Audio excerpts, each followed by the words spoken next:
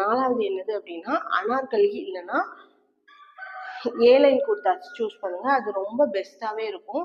Airline ஏன் அப்படின்னா bottom heavy உள்ளவங்களுக்கு இப்படி பாட்டம்க்கு கீழே இப்படி போடுறதுனால ஏலைன் வந்து ரொம்பவே சூப்பராக இருக்கும். அனார்கலி யூஸ் பண்ணுறீங்க அப்படின்னா இந்த இடத்துல ஃப்ளாரல்லாம் நிறைய வர்ற மாதிரி யூஸ் பண்ணீங்க அப்படின்னா நம்மளோட வேஸ்ட்டை வந்து கொஞ்சம் மறைச்சு காமிக்கும். அதுக்காக அனார்கலி யூஸ் பண்ணுறவங்க இந்த மாதிரி ஃபுல்லாக போடாமல் நம்மளோட ஆங்கிள் லென்த்துக்கு போட்டிங்க அப்படின்னா அது நம்மளை இன்னும் அழகாகவே காட்டும்.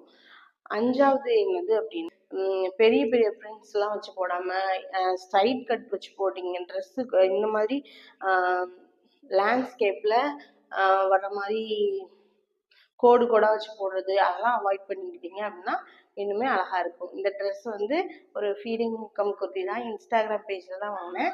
எவ்வளோ அழகாக இருக்குன்னு பார்த்தீங்களேன்.